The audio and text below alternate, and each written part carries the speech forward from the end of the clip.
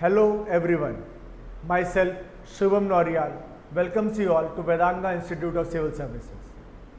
If you are preparing for any of the examinations like UPSC, BPSC, other state PCS examination, then this video will going to help you a lot in your preparation. Yes, I am talking about a mentorship program. A mentorship program that will going to enhance how to tackle MCQ along with your daily mains answer writing. This program will be available in both offline as well as online mode. In this program, you will going to solve daily MCQs, and after that you will also going to get some mains answer writing. After writing these answers, you will get a video discussion session in which the comprehensive analysis of that question will be provided to you.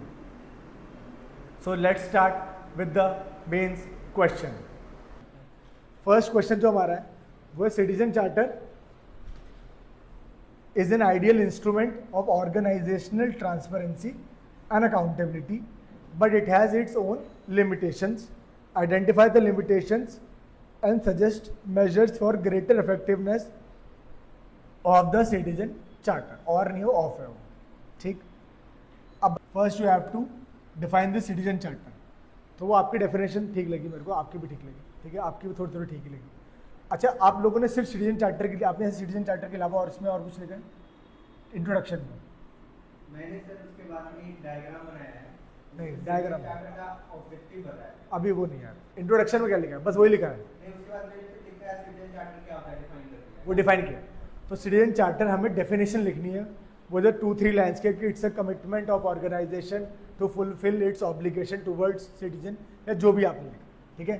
अब देखो, इस जो ये सपना ने जो क्या लिखा है, इसने अकाउंटेबिलिटी और ट्रांसपेरेंसी को भी मेंशन किया है, इन्होंने भी किया, ठीक है. अब देखो, अकाउंटेबिलिटी और ट्रांसपेरेंसी को अगर किसी का छूट गया हो वो मेंशन करना, क्योंकि देखो वर्ड है इसके अंदर, इंट्रोडक्शन के अंदर, वो मार्क कर लेना चाहिए. अब मैं होता तो मैं, जैसे मैंने सिटीजनशिप की definition the, apart from this जो सेकंड मेरी लाइन थी कि इसको इन्फोर्स कर रहा हूँ ट्रांसपेरेंसी को, ठीक है. ट्रांसपेरेंसी का मतलब यही ब्रैकेट में एक वर्ड में आप लोग एक्सप्लेन करते हो. ट्रांसपेरेंसी मतलब ओपननेस, बिल्कुल ठीक, ओपननेस वाली चीज़. ये एथिक्स में भी काम आएगी ये चीज़, इसलिए यहीं पे बता रहा हूँ, एथिक्स में चलना. ट्रांसपेरेंसी मेरे हिसाब से ओपननेस, बिल्कुल ठीक. अकाउंटेबिलिटी दूसरा, रिस्पॉन्सिबिलिटी नहीं होती,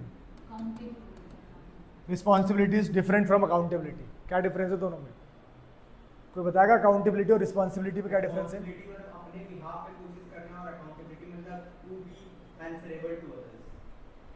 ठीक है. रिस्पॉन्सिबल में हम औरों के लिए ऑब्लाइज नहीं होते, औरों में अकाउंटेबल के सुपीरियर वर्जन हो गया रिस्पांसिबल. ठीक है. एक्सटीरियर वर्जन हो गया, ये सही है, responsibility is more of a moral obligation. आप मैं मॉरल ऑब्लिगेशन. अकाउंटेबिलिटी मतलब इट्स लीगल लीगल ऑब्लिगेशन. ठीक. तो अगर मेरे को लिखना हो, इसको मैं डिफाइन कैसे करता हूँ अकाउंटेबिलिटी को? Answerability plus responsibility. देखो डिफरेंस उसने ठीक बताया, मीनिंग ये निकल के आता है कि you are answerable to others, ठीक है, plus you are responsible also. तो रिस्पॉन्सिबल से एक हायर वैल्यू है, ठीक है. तो इंट्रोडक्शन ये था हमारा, सिटीजन चार्टर की डेफिनेशन प्लस ट्रांसपेरेंसी अकाउंटेबिलिटी की हमने बात कर दिया, ठीक है. कॉम्प्रिहेंसिव हो गया, पूरा एक नंबर ले जाओगे. 1.25 भी मिल सकता है वैल्यू एडिशन का, क्योंकि दोनों चीज़ें एक्सप्लेन करिए, और एक्सप्लेन करना है ऐसे ब्रैकेट फॉर्म में, स्मॉल स्मॉल एक्सप्लेन करना है, ब्रीफली, जितना ब्रीफ हो सके उतना, बट माइंड वहाँ पे चलना चाहिए, या की टर्म्स याद होने चाहिए. जैसे ट्रांसपेरेंसी में openness, accountability, answerability plus responsibility, ठीक. अब इसमें जो अगला क्वेश्चन है, मतलब अगला जो पार्ट इसका ये था कि but it has its own limitation. तो पहली सब हेडिंग जो जाएगी वो क्या जानी चाहिए? जैसे आपने डायग्राम बनाया ऑब्जेक्टिव्स दिखाने के लिए, फर्स्ट क्वेश्चन कर रहे हो आप, ऑब्जेक्टिव्स पूछे हैं, नहीं कुछ है पर वैल्यू नहीं. 15 मार्क्स. हाँ. पर्पस ऑफ सिटीजन चार्टर क्या लिखा है उसमें? जैसे ये आपने पॉइंट वाइज लिखा है, डायग्राम बनाया है. डायग्राम कैसा? बिल्कुल ठीक। या तो ऐसे देखो, ऐसे दिखाना चाहो, ये देखो, ये देखो, citizen charter, purpose of citizen charter, arrow लगाओ, ये दिखा सकता हूँ। ये हेक्सागोन बनाना। हेक्सागन बनाना चाहो, जो हेक्सागन में फिर आपको 6 पॉइंट्स याद होने चाहिए, कुछ ना कुछ तो हेक्सागन में अगर एक तीरा भी रह गया तो फिर वो खत्म। तो इसमें कोई फिगर बनाने की जरूरत नहीं है, सर्कल तो कितने भी पॉइंट्स लिख सकते हो, है ना, बट दो इधर जरूर होने चाहिए। देखो डायग्राम भी आपका सिमिलैरिटी शो करना चाहिए, सिमेट्रिक डायग्राम होना चाहिए, याद रखना, ये अच्छा लगता है। आप लोगों ने कोई अगर ऐसे इससे जो पोस्टर्स वगैरह कंपटीशन होते हैं उसमें कोई एक आई कैची चीज़ होती है ना, जो एकदम से स्ट्रक करती है और फिर आप लोग जैसे देखते हैं धमाका धमाका धमाका, तो वो देखना वो सिमेट्री में लिखा होगा। ऐसे नहीं है कि एक धमाका छोटा एक धमाका बड़ा, सब सिमेट्री में होता है, तभी वो आईज को हमारे कैच करता है, वो अट्रैक्शन गेन करता है। ये चीज़ यहाँ पे सर्कल सिमेट्रिकल होने चाहिए, तो पॉइंट्स भी सिमेट्रिकल होंगे। अगर 3 इधर है तो 3 इधर, ठीक। उनकी वर्डिंग भी सिमिलर, ठीक है। अगर इतने बॉक्स में ये पॉइंट आया है, इतने में मेरा ये वाला भी आना चाहिए। अब आप लोगों ने जो भी दिखाना चाहो, जैसे आपने पर्पस दिखाया, आपने ऑब्जेक्टिव दिखाया, सेम ही बात है। और किसी ने कुछ और कुछ लिखा, क्या हेडिंग दी?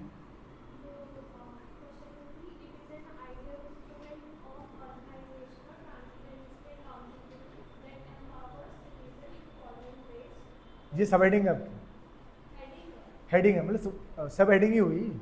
हेडिंग क्या है, जैसे सब हेडिंग आपने दिया होगा बॉक्स करके, फिर उसके बाद फिर पॉइंट्स लिखे होंगे। क्यों इसको हमने आइडियल इंस्ट्रूमेंट माना है, आइडियल, अच्छा ठीक है। इसमें क्या क्या लिखा आपने?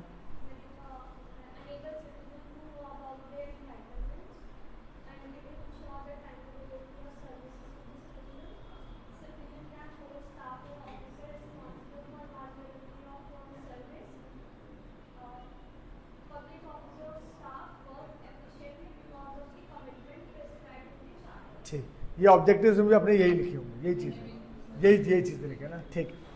अब ठीक है, आपने देखो हमने डेफिनेशन लिख दिया, हमने फर्स्ट जो लाइन थी उसको एक्सप्लेन कर दिया। अब हमारा याद है कि उसके लिमिटेशंस क्या है। मेन सब हेडिंग यही है, ये तो आपने थोड़ा अपने पेज को फिल करने के लिए कर लिया, ठीक है, 15 मार्क्स है इसलिए, ठीक है। अब आ जाओ उसके लिमिटेशंस, सिंपल सी इशूज, लिमिटेशंस लिखो या इशूज लिखो। हाँ, जो एक पहला स्टेटमेंट है, जैसे एड्रेस अभी मिल गया, एड्रेस पहला स्टेटमेंट कह रहा है ट्रांसपेरेंसी एंड अकाउंटेबिलिटी कैसे, ये पहला citizen charter is an ideal instrument of organisational transparency and accountability, तो उसके बाद कॉमा है। हमने डायरेक्ट लिमिटेशन पे 15 मार्क्स तो जंप नहीं, सर इसको 3 पॉइंट्स पे एड्रेस करना। हाँ, तो वो मैं कहा तो सही, जैसे आपने ऑब्जेक्टिव्स लिखे, इसने पर्पस लिखा है, इसने तो खैर वो अलग से इस चीज़ को दिखाया ही। मैंने सर ऑब्जेक्टिव लिखने के बाद अलग से एक हेडिंग बना कर, अच्छा, ऑब्जेक्टिव के बाद उन्होंने फिर ये भी दिखाया कि आइडियल इंस्ट्रूमेंट क्यों है। फिर यार ये देख ज़्यादा, ये तेरे वर्ड ज़्यादा हो जाएंगे। सर हो गया है सर, नहीं ऐसे, सर भी साफ लिख दिए, अब सिर्फ लिमिटेशंस ही नहीं लिखने ना, फिर मेजर्स ही बताने हैं। मेजर्स 5 मेजर्स भी हो गया सर, पेज हो गया। ये 150, ये आपको 250 वर्ड से ज़्यादा हो जाएगा यार। डायग्राम में सर लेकिन वर्ड कम यूज होता है ना सर। ठीक है, देख इसमें देख फिर वही है ना कि टाइम की लिमिटेशन भी है यार, टाइम लिमिट है, वर्ड लिमिट है। तो जैसे ऑब्जेक्टिव्स दिखाने, तो ऑब्जेक्टिव में तो ये चीज़ शो कर सकता है कि ये आइडियल इंस्ट्रूमेंट क्यों है, तो वही तो ऑब्जेक्टिव्स भी है, इसलिए वो ऑब्जेक्टिव्स ही इसको आइडियल इंस्ट्रूमेंट बना रहा है, ठीक है। जिसमें अगर मैं स्पीडी आपका गवर्नेंस करूँ, ठीक है, आपका टाइमली सर्विस प्रोवाइड करूँ, तो वो मेरे ऑब्जेक्टिव्स भी हैं, और वही इसको एक आइडियल इंस्ट्रूमेंट बना रहे हैं। जो हर ऑर्गेनाइजेशन अगर ऐसा करे तो आइडियल बन जाए वो, यही तो चीज़ है।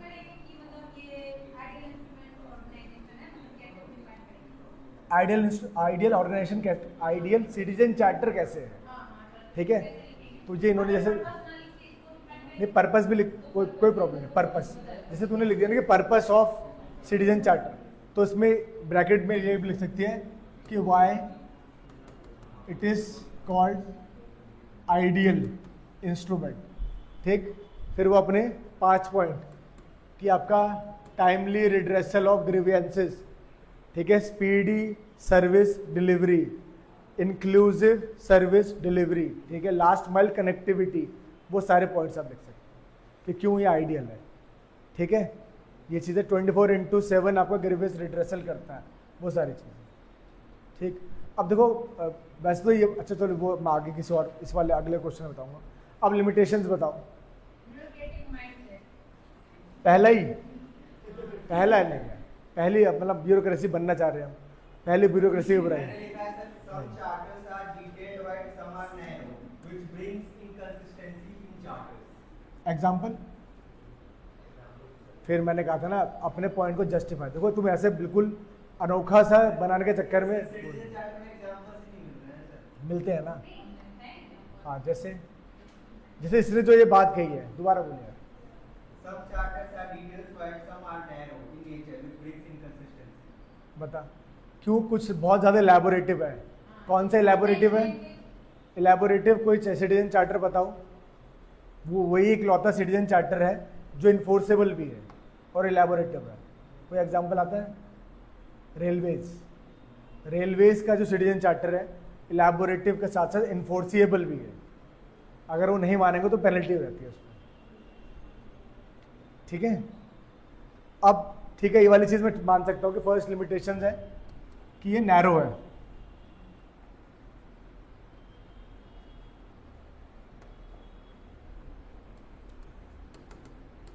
नैरो है आपका, ठीक है। नॉन जस्टिसेबल है। बहुत सारे जो आपके सिटीजन चार्टर्स हैं वो नॉन जस्टिसेबल है। वो कोई एक ऑब्लिगेशन नहीं है, वही मॉरल रिस्पॉन्सिबिलिटी की तरह है। बैक मतलब लीगल स्टेटस नहीं है। देखो इसका अच्छा वर्ड जो है ना नॉन जस्टिसेबल, वो यहाँ पे ये नहीं जाएगा। यहाँ लिखो lack of legal backing, lack of legal backing. Statutory नहीं है ना? तो इसको क्या कहेंगे? One size fits all approach. ठीक है, one size fits all approach, एक जैसा बताने की है। One size fits all approach. और इसको अगर मैं कुछ और इलेबोरेट करना चाहूँ तो देखो ये क्या है ना कि जो सिटीजन चार्टर आपने कहा ना one size fits all approach है, इसका मतलब पब्लिक कंसल्टेशन नहीं है। अच्छा आपने लिखा है, गुड यार। पब्लिक कंसल्टेशन क्या होना चाहिए ना, सिटीजन चार्टर में बनाऊंगा उसको पब्लिक डोमेन में डालना चाहिए।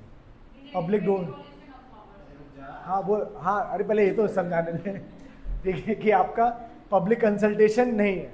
पब्लिक बताएगी नहीं चाहिए कि यार देखो ये लूप होल्स हैं, ये सर्विसेज आप कर दो, क्योंकि एट द एंड मैटर क्या करता है? पब्लिक वेलफेयर होना चाहिए ना। ये सब मैं क्यों कर रहा हूँ? पब्लिक के लिए, और उसी को कंसल्ट नहीं कर रहा आप। फिर ये क्या है? लैक ऑफ पार्टिसिपेटरी डेमोक्रेसी है। वही तो शो कर रहा है। ठीक है, तो ये ध्यान रखना है, public lack of public consultation है, लैक ऑफ पब्लिक कंसल्टेशन। और टाइमलाइन डिक्लेरेशन नहीं है बहुत सारों में, टाइमली डिक्लेयर नहीं करते, और अगर है भी तो इम्प्लीमेंट नहीं होती है। ठीक है, बिल्कुल सही पॉइंट है यार।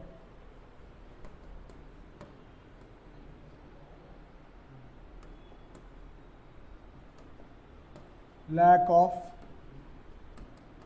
टाइमली इम्प्लीमेंटेशन ऑफ सीसी, ये नहीं है। और कोई पेनल्टी नहीं है अगर फॉलो नहीं करोगे, बिल्कुल ठीक है। पीनल प्रोविजन नहीं है, लिख सकते हो, पीनल प्रोविजन नहीं है, no penal provision.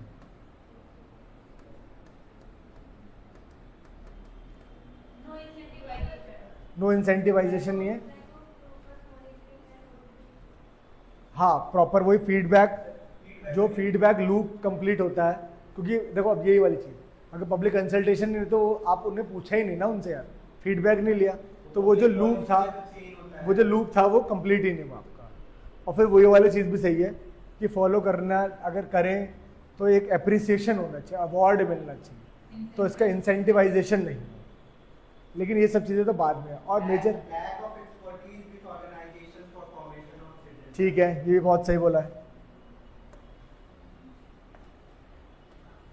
Lack of expertise है, फॉर्मुलेशन के टाइम पे एक्सपर्टीज की हेल्प ली ही नहीं जाती। और लैंग्वेज बैरियर, ये देखो ये जो लैंग्वेज बैरियर है, ये टेक्निकल जो जार्गन आपने बोला है, ये प्रायोरिटाइज करो उसको, ये पहले होने चाहिए। ये तो सब मतलब सब्सिडरी पॉइंट्स है, ये मेन मुद्दा यही है ना। अगर इसमें मल्टीलिंगुअल हो सिटीजन चार्टर तो आम जनता को भी समझ में आए। अब वो इंग्लिश में होता है, ठीक है, ये ग्रीवेंस करने वाले क्या है, आपके लोकल पीपल है, रूरल एरिया से है, तो उनको समझ में नहीं आता है वो सारी चीज़ें। फिर टेक्निकल जार्गन है आपका, ठीक है, कहीं ना कहीं वो सिटीजन चार्टर के लिए पहले पोर्टल खोलो, उस पर आप अपना ईमेल लॉगिन करो, वो सब चीज़ें फॉर्मेलिटी है, तो वो सारी कहीं ना कहीं प्रॉब्लम है।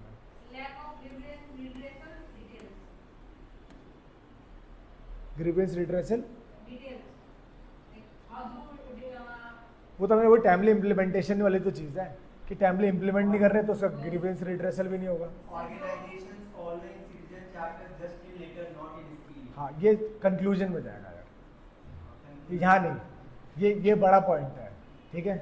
लैंग्वेज बैरियर है एंड टेक्निकल जार्गन है। और क्या समस्या है? अवेयरनेस, हाँ, एक पॉइंट अवेयरनेस का लास्ट, सब जगह लैक ऑफ अवेयरनेस। हाँ बताओ, आप क्या बता रहे? डिसफंक्शन ऑफ, हाँ, तो उसका सिटीजन चार्टर वो आरटीआई में जाएगा। आरटीआई में नहीं जाएगा वो, इंफॉर्मेशन कमिश्नर का डिसफंक्शन अगर है, इसमें तो हमें इनसे मतलब नहीं है ना।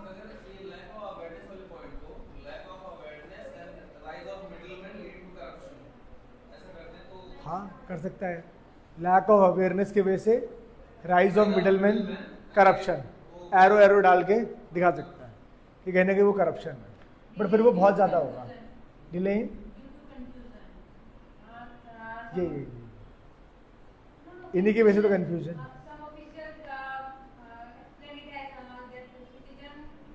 टाइमली इम्प्लीमेंटेशन नहीं है, फिर वही वाली बात है कि इम्प्लीमेंट ढंग से नहीं कर रहे, टाइमली एंड इनएफेक्टिव इम्प्लीमेंटेशन, इनएफेक्टिव है, वो समझ में नहीं आता।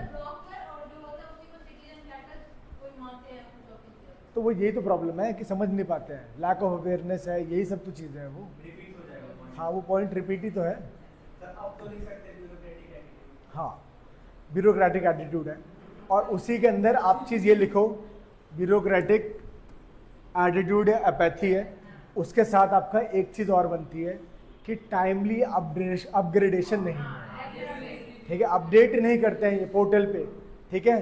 फिर क्या समस्या है? सेल्फ डिस्क्लोजर की समस्या है।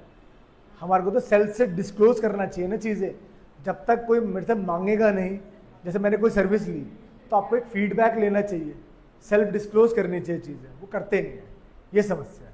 सर एक और पॉइंट इसमें आ सकता है कि as being clubbed with RTI, citizen charter RTI suggestion में बोलो, सजेशन में वो ज़रूरी है, सजेशन में कि आरटीआई के साथ इसको क्लब कर दो, है ना। वैसे होता ही है यार, सिटीजन चार्टर तो आरटीआई लगा के तो मांगते हैं, तो वो इनफेक्टिव इम्प्लीमेंटेशन का ही पार्ट है, उसमें एग्जाम्पल लिख सकता है।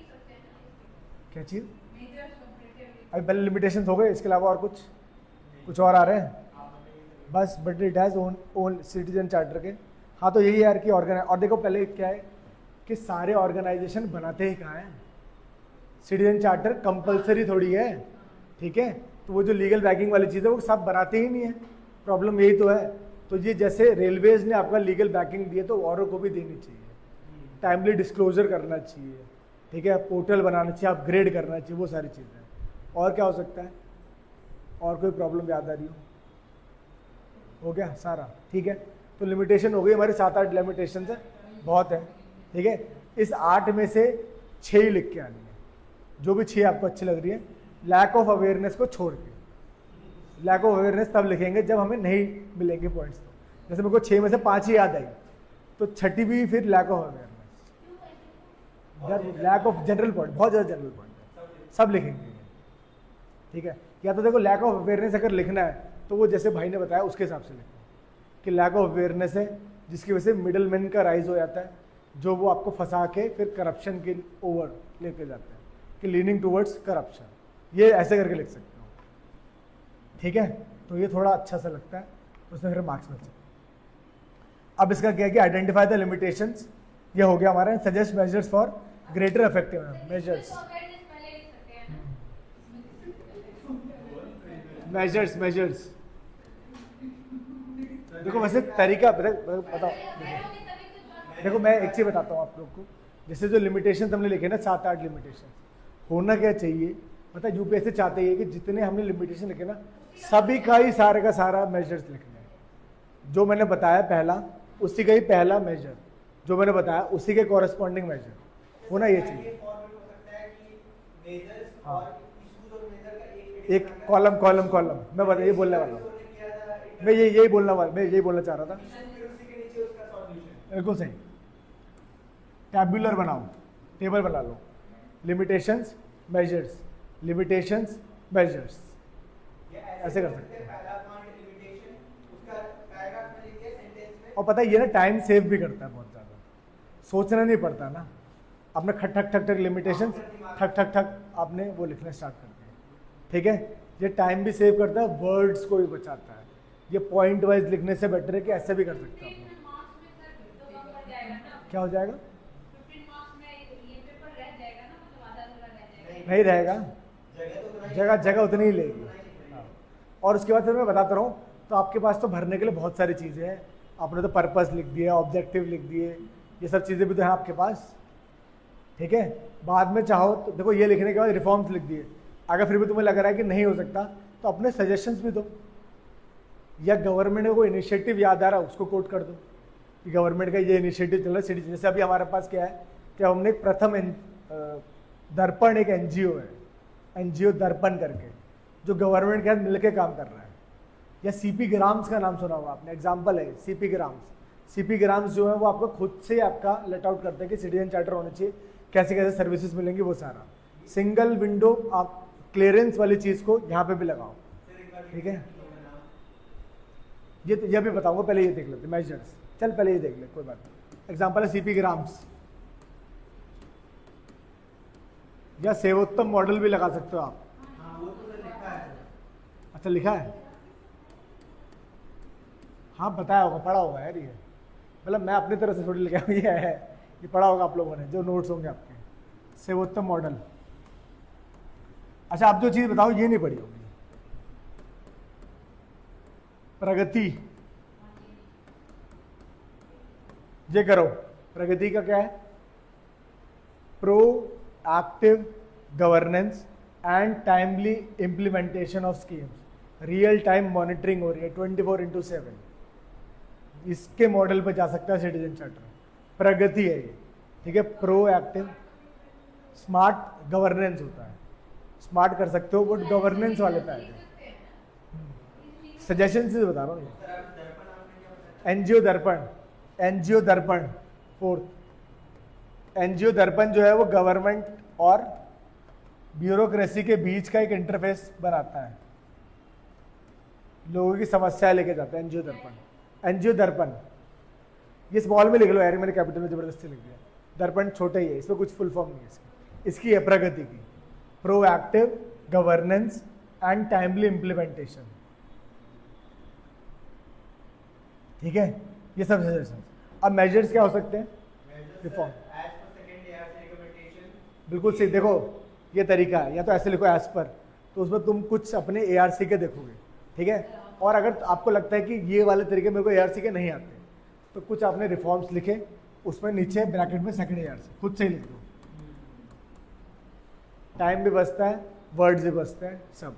पॉइंट लिखा, सेकंड ARC लिख दिया, पॉइंट लिखा, इकोनॉमिक सर्वे लिख दिया, ठीक है। अब इकोनॉमिक सर्वे तो हर साल निकलता है, ईयर मत डालो भाई, हर साल निकलता है ना इकोनॉमिक सर्वे, और याद है तुम्हारे को तो ईयर भी डाल दो यार।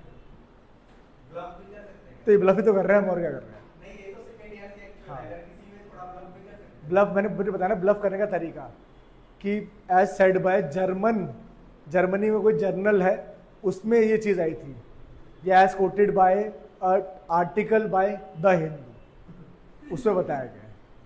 अब भाई कितने हिंदू के कितने आर्टिकल, क्या ये ब्लफ कर सकता हूँ, या नीति आयोग की रिपोर्ट के हिसाब से। ब्लफ ऐसा करो कि समझ ना पाए एग्जाम में, बिल्कुल ही ऐसे ब्लफ कर दोगे कि प्लानिंग कमीशन ने बोला, जिसने बोला, वो फिर पकड़ा जाएगा यार, ठीक है। जब मोदी जी बहुत जगह जाते हैं तो मोदी जी का भी नाम लिख सकते हो कि as per our prime minister in so and so submit, but वो सबमिट सिटीजन चार्टर जैसी होनी चाहिए। जैसे गुड गवर्नेंस का एक इंडेक्स निकलता है, GGI इंडेक्स, है ना, उसको कहीं ना कहीं कोट कर सकते हो कि उसमें आए थे अमित शाह, उन्होंने कुछ कुछ ऐसा कहा था। अब कौन जा रहा है सुनने के लिए कि क्या कहा था क्या नहीं कहा था।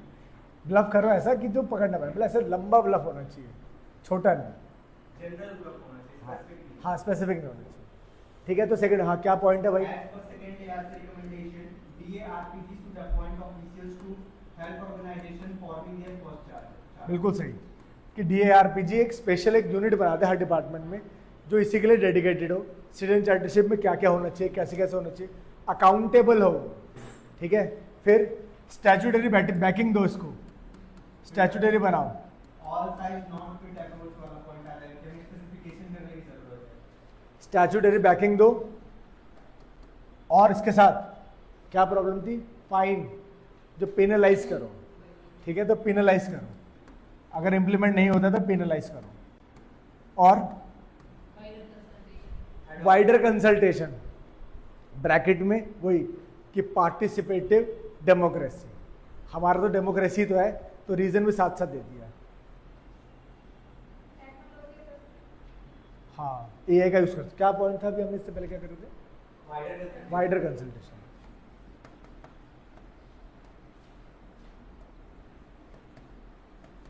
वही पीडी मतलब पार्टिसिपेटिव डेमोक्रेसी सर्वोत्तम मॉडल से वो दिए सजेशन में। टेक्नोलॉजिकल इंटरवेंशन, टेक्नोलॉजिकल इंटरवेंशन में कौन से टेक्नोलॉजी का यूज कर सकते हैं? डिजिटल डैशबोर्ड, बिल्कुल सही। एक और बड़ी अच्छी टेक्नोलॉजी है जिसमें इसका यूज है सिटीजन चार्टर में। एआई मत बोलना, एआई तो सबके लिए यूज है। और कोई ऐसी स्पेसिफिक टेक्नोलॉजी जिसमें हम डेटा का यूज करते हैं, सिटीजन चार्टर के लिए यूज होता है। Big data analysis, big data है ना, बिग डेटा एनालिसिस इसमें लगाओ, क्योंकि डेटा बहुत सारा सिटीजन्स का क्या चाहिए, ग्राउंड लेवल पे कैसा चाहिए, वो सब चीजें। Technological intervention, big data analysis करो, या वो करो आप MIS, मैनेजमेंट इंफॉर्मेशन सिस्टम, उसका यूज कर लो इसके अंदर। अब मैनेजमेंट इंफॉर्मेशन सिस्टम MIS जो data as a fuel use कर रहा है।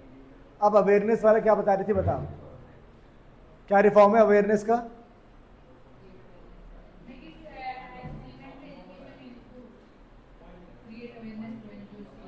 अरे ऐसे ये होती है कभी। आज के डेट में तुम NGO से चाह रहे हो, एलिमेंट्री स्कूल में चाह रहे हो पढ़ाए, आज के डेट में सबसे अच्छा अवेयरनेस का क्या तरीका है? Social media, awareness through social media. इनके कौन देख रहा है यार नुक्कड़ नाटक? नहीं, हमें दिखानी नहीं, छोड़। देखो, हर जो भी ऑर्गेनाइजेशन है ना, इनका अपना एक सोशल मीडिया चैनल होना चाहिए, है ना। जैसे PIB का fact check, example PIB fact check दिखाता है, वैसे ही करके सिटीजन चार्टर के अवेयरनेस के लिए क्या क्या सर्विसेज प्रोवाइड करते हैं। जैसे दिल्ली पुलिस का अपना है ना, तो ऐसे करके आपको सोशल मीडिया के थ्रू आपका अवेयर करना है। हाँ, मीम्स नहीं, ये नहीं भाई, नेगेटिव नहीं लिखना है, ये तो मेजर्स है। ठीक है, तो आप लोग सोशल मीडिया के थ्रू आप अवेयरनेस करा सकते हो। Fifth point,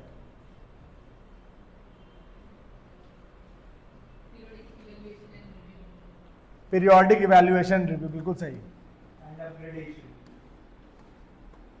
periodic review. सर्वोत्तम मॉडल को इसमें भी तो डाल सकते हैं, रिफॉर्म और मेजर्स में फर्क क्या है? अरे भाई, ये तो तुम्हारे भर रहे, तू डाल, मैं मना थोड़ी कर रहा हूँ। वो तो मैं तुम्हारा पेज बच रहा था, उसलिए मैंने कहा कि गवर्नमेंट के इनिशिएटिव्स अलग से दिखा दो। चाहे तो इसमें तू दिखा सकता है, मना नहीं कर रहा हूँ, कोई दिक्कत नहीं है। बट सजेशन कुछ ऐसा लगेगा ना सर, कुछ लगे कि इसने देखो बेचारे ने एफर्ट डाल के अलग से गवर्नमेंट इनिशिएटिव भी दिखाया, सेग्रीगेशन करने के लिए, बस।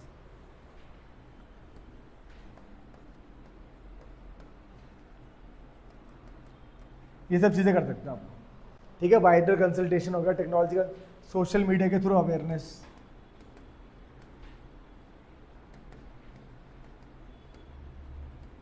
और कुछ? सिंपलिस्टिक लैंग्वेज,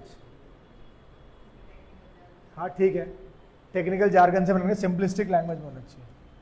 सिंपलिस्टिक और मल्टीलिंगुअल होना चाहिए, सिंपलिस्टिक एंड मल्टीलिंगुअल, ठीक है। ये सारे हो गए हमारे रिफॉर्म्स। अब उसके बाद चाहो तो सजेशंस में ये सारे लिख दो कि गवर्नमेंट के इनिशिएटिव्स ये हैं एंड में क्या लिखोगे? अब आ जाओ उस पर कंक्लूजन। मैंने इसका कंक्लूजन लिखा है, therefore a citizen charter will be adopted in letter and spirit, then it will ensure transformation of politics of promise to politics of performance. ठीक है, मैंने लिखा ओवरऑल द सिटीजन चार्टर इसका समझे पहले ये बताओ। अबे फिर हाँ क्यों बोला? दोबारा बोल भाई, लास्ट वाली लाइन बोल बस, बाकी सारी लाइन तो तेरी नॉर्मल है। It will, मतलब citizen charter will ensure transformation of politics of promise to politics of performance. आप समझे क्या मतलब? परफॉर्मेंस जो प्रॉमिस किया जाता है पॉलिटिक्स में उसको परफॉर्म करना चाहिए। हाँ, तो जो मेरे प्रोमिसेस थे, जो मैंने बोले थे सिटीजन चार्टर के अंदर, वो सिर्फ पॉलिटिक्स के लिए नहीं थे, वो परफॉर्मेंस के हिसाब से करने चाहिए और वो होने चाहिए। सिटीजन चार्टर का ये एम है, ठीक है। अब इसमें तू फिर लास्ट लाइन ये लिखने के बाद फिर लास्ट लाइन लिख कि it should not be in letters only, it should be in spirit also. सिर्फ लेटर नहीं है सिर्फ, हाँ तो वो इसमें लिखा, कंक्लूजन में लिखा। कंक्लूजन में सर, मैंने मतलब कंक्लूजन में लिखा है, therefore a citizen charter will be adopted in letter and spirit. हाँ बस सही, बिल्कुल Then सही। it will ensure politics of. हाँ तो ये सही तरीका है। हाँ आप बताओ यार क्या लिखा तूने, आप बता दो यार कोई बात नहीं। लास्ट टाइम क्या बोले स्पिरिट वाला कि लेटर और स्पिरिट में होना चाहिए दोनों, सिर्फ लेटर में ही नहीं, सिर्फ स्पिरिट में भी होना चाहिए। It should be in letter and as well as in spirit. हाँ यार बताओ, ये दोबारा से एक बार अपने नाम बता दो यार। शिवम तो नाम पता है, सपना पता है, आपका क्या नाम है? फर्स्ट बेंच अदीबा, मुशल्लत मुशल्लत मुशल्लर मुसल्लत, कोई और इसके अलावा और कोई नाम निकनेम? सभा, ये अच्छा नाम है यार, ये बोलेंगे। अंकिता, सपना तो पता है, स्वप्न। सभा नाम अच्छा है, शॉर्ट नाम बताया, इतना बड़ा नाम बता रही है। ठीक है, हाँ बताएं। Overall the citizen charter can consider as service provided by the government and citizen can consider as customer of the government. ठीक है कि सिटीजन्स को सिर्फ सिटीजन मान के ही नहीं, एज अ कस्टमर मान के हमें ट्रीट करना चाहिए। ठीक है, ठीक, बिल्कुल सही। आपने क्या लिखा? आपने लिखा, ये क्वेश्चन तो करा ना हमने फर्स्ट वाला, कंक्लूजन नहीं लिखा। चलो कोई बात नहीं, हाँ अरे बता, कोई बात नहीं।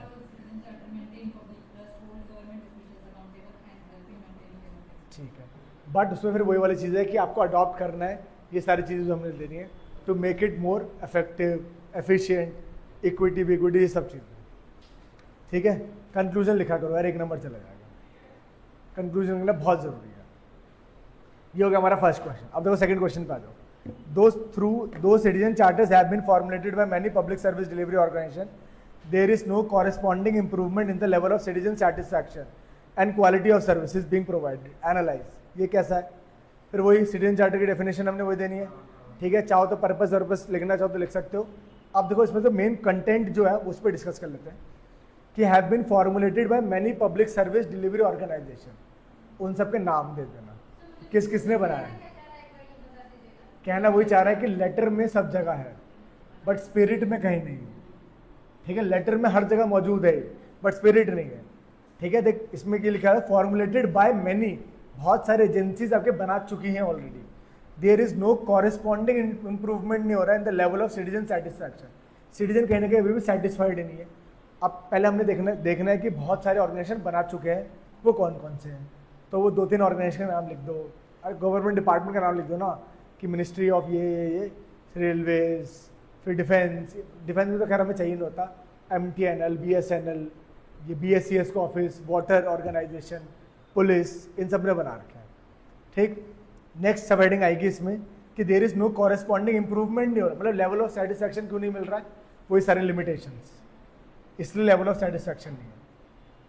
और क्वालिटी ऑफ, देखो इसमें अलग अलग लेवल ऑफ सेटिस्फैक्शन क्यों नहीं है, जो सिटीजन से रिलेटेड आपके इश्यूज हैं। ठीक है, कि सिटीजन कोई मल्टीलिंगुअल नहीं है ना, मल्टीलिंगुअल होना चाहिए सिटीजन से रिलेटेड। सिटीजन के पास टेक्निकल जार्गन नहीं समझ पाते हैं, लैंग्वेज बैरियर है, ठीक है, टेक्नोलॉजी का यूज़ नहीं कर पा रहे हैं। ठीक है, फिर ये ब्यूरोक्रेटिक अपैथी है, बताते ही नहीं है, अपग्रेडेशन नहीं करती है सारा। फिर क्वालिटी ऑफ सर्विस प्रोवाइड, सब हेडिंग वही तो मैं कह रहा हूँ। फिर इसके बाद क्वालिटी ऑफ सर्विसेज दिखा दो, क्यों lack of quality of services है, क्योंकि फिर वही आपका पब्लिक कंसल्टेशन नहीं है। ठीक है, टाइमली इम्प्लीमेंटेशन नहीं है। ठीक, फिर क्या करते हैं कि स्पीडी तरीके से आपका काम नहीं करते, इनफेक्टिव इम्प्लीमेंटेशन है, वो सारी चीज़ें, इसलिए क्वालिटी। लास्ट माइल कनेक्टिविटी नहीं है कहीं ना कहीं, ये सारी चीज़ें। फिर लास्ट में फिर रिफॉर्म्स, यही सारे सेम यही चीज़। Third question, the citizen charter has been a landmark initiative in ensuring citizen centric administration. अब मेरे को ये बता, थर्ड क्वेश्चन लास्ट वाला नहीं करा ना? हाँ बता भाई कैसे लिखा है? इंट्रोडक्शन, डेफिनेशन से मत स्टार्ट करियो बस यार, ये डेफिनेशन से स्टार्ट नहीं होगा। स्टार्टिंग में लिखा citizen centric government that ensure the commitment of public authority वही। Towards citizen to ensure quality services and time frame. वो डेफिनेशन लिखी है ना तूने यार, वो नहीं लिखनी यार। क्वेश्चन दोबारा से पढ़।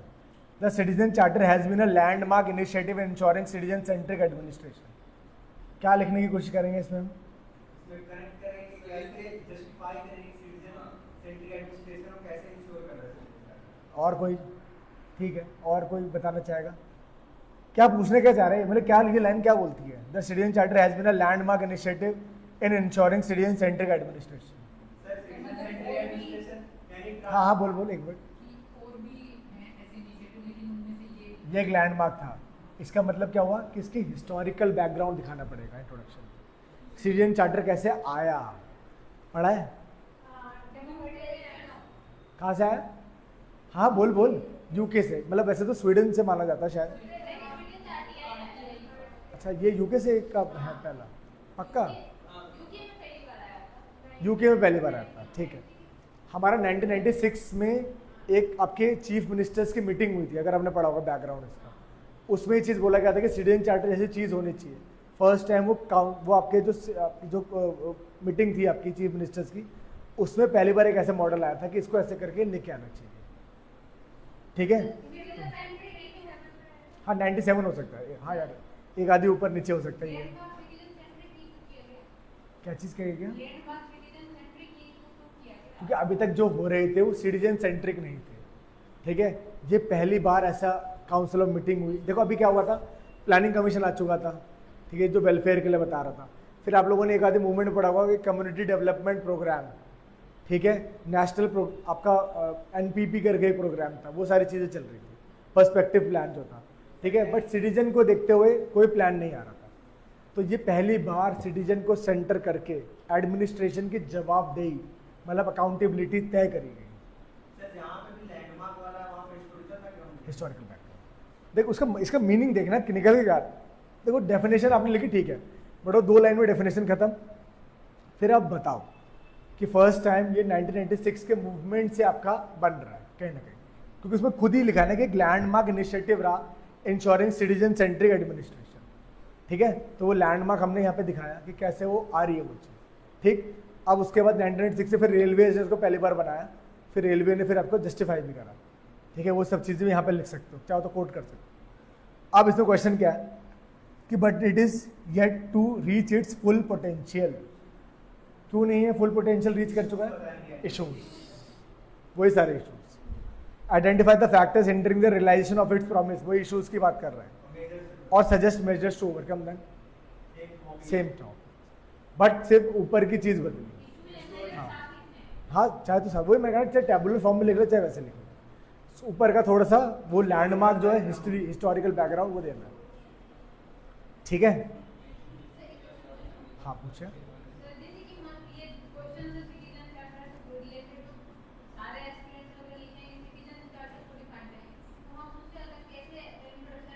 तो वो तो मैंने आपको बताया, लैंडमार्क को छोड़ के ऊपर वाले उसमें मैंने बताया कि अकाउंटेबिलिटी और ट्रांसपेरेंसी को वहीं डिफाइन कर दो।